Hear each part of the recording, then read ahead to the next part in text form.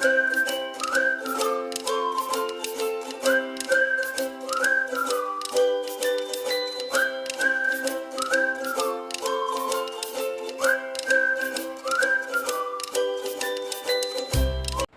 Everyone, welcome to Achievers. मेरा नाम है मेघा जायसवाल। आज के वीडियो में हम डिस्कस करने वाले हैं आपके सीटेट एग्ज़ाम के बारे में। समझेंगे इसका पैटर्न, इसका किस तरीके से आपका क्वेश्चन पेपर आता है, और इसके बाद देखेंगे कि सीटेट एग्ज़ाम को क्वालिफाई करने से आपके पास कौन कौन सी अपॉर्चुनिटीज़ आ जाती है। तो चलिए देखिए, स्टार्ट करते हैं। सीटेट आपका जो एग्ज़ाम है, सेंट्रल टीचिंग एलिजिबिलिटी टेस्ट। तो बेसिकली आपके जो सेंट्रल लेवल के एग्ज़ाम्स होते हैं, टीचिंग रिलेटेड जो आपके एग्ज़ाम्स होते हैं, वहाँ पर आपका सीटेट क्वालिफाइड मांगा जाता है। सीटेट आप कब करते हैं? जब आपका बीएड या फिर जो आपका डीएलएड होता है, या एलिमेंट्री स्टेज पर आपको जो भी आपका डिप्लोमा कोर्स आपको करना होता है, अलग अलग नामों से जाना जाता है ये, तो वहाँ पर जब आपका कोर्स कंप्लीट हो जाता है, उसके बाद आपको सीटेट का एग्ज़ाम क्वालिफाई करना होता है। इवन कि अगर बीएड में अगर आपका 2 साल का है, तो जो सेकेंड ईयर में स्टूडेंट्स होते हैं वो सीटेट एग्ज़ाम जो है वो भर सकते हैं, वो से उसी समय से ट्राई करना स्टार्ट कर सकते हैं। तो सीटेट का एग्ज़ाम क्वालिफाई करने से सेंट्रल लेवल पर जो आपके टीचिंग एग्जाम्स होते हैं, उसके लिए आप क्या हो जाते हैं? एलिजिबल। सीटेट एग्ज़ाम आपके 2 तरह के होते हैं, CTET paper 1, CTET paper 2। Paper 1 जो होता है वो क्लासेस 1st to 5th तक पढ़ाने के लिए होता है, और सीटेट पेपर 2 जो होता है वो बेसिकली उन टीचर्स के लिए होता है जो 6th to 8th क्लासेस में पढ़ाने वाले। तो देखिए, सीटेट पेपर 1 के बारे में जानते हैं। आपका क्वेश्चन पेपर पैटर्न कैसे रहता है। देखिए, एक सेक्शन जो होता है आपका, उसमें आते हैं आपके चाइल्ड डेवलपमेंट एंड पेडागोजी से रिलेटेड क्वेश्चंस, यानी CDP। तो बेसिकली आपका जो साइकोलॉजिकल एस्पेक्ट्स वाला पार्ट है वो आपका इसमें आता है। 30 क्वेश्चंस आपके इसमें से आते हैं।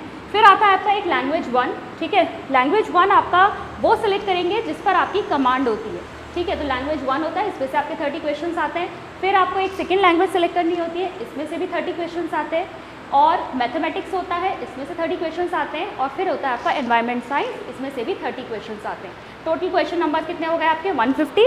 और मार्क्स भी कितने होते हैं? 150, यानी हर क्वेश्चन कितने मार्क्स का है? 1 मार्क्स का है। यहाँ पर आपको नेगेटिव मार्किंग नहीं मिलती है, यानी कोई नेगेटिव मार्किंग नहीं है। मोड की अगर हम बात करें तो अभी तक सीटेट एग्ज़ाम जो था आपका ऑफलाइन हो रहा था, लेकिन जो दिसंबर 2021 का आपका जो एग्ज़ाम था वो पहला एग्ज़ाम था जो सीटेट ऑनलाइन मोड में हुआ है। और इसके बाद अब जितने भी एग्ज़ाम्स होंगे आपके किस मोड में होंगे? ऑनलाइन में, ठीक है। तो सीटेट एग्ज़ाम अब ऑनलाइन मोड में आएगा। MCQ टाइप के आपके क्वेश्चंस होते हैं। ड्यूरेशन कितनी होती है? 2.5 घंटे की। ऐसे ही अगर आप सीटेट पेपर 2 की बात करेंगे तो सीटेट पेपर 2 आपका 6 to 8 क्लासेस टीच करने के लिए होता है, जैसा कि हमने कहा, ठीक है। पेपर पैटर्न ऑलमोस्ट आपका सेम रहता है। चाइल्ड डेवलपमेंट पेडागोजी यहाँ भी आपको देखने को मिलेगी। 30 क्वेश्चंस यहाँ से आएंगे।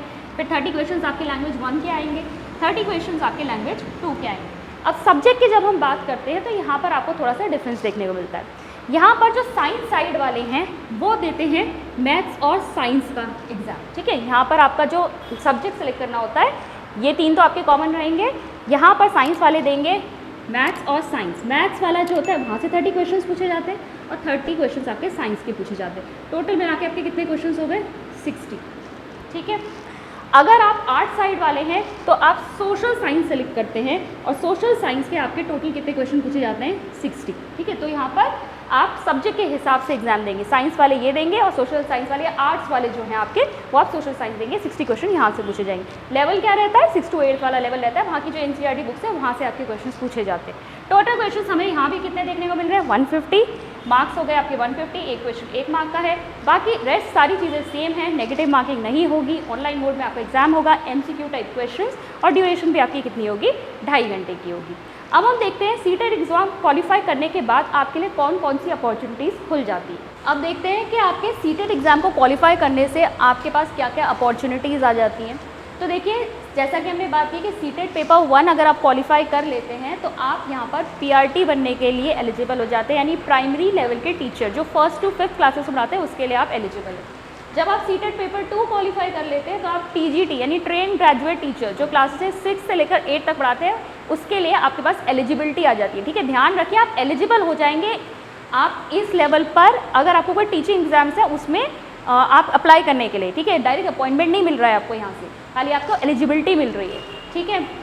PGT लेवल पर आपसे ऐसा कोई सीटेट का कुछ मांगा नहीं जाता है, वहाँ पर आपका BEd करना ही एनफ होता है। इसके बाद देखिए, साथ में आपका पोस्ट ग्रेजुएशन वगैरह भी जो मांगा जाएगा।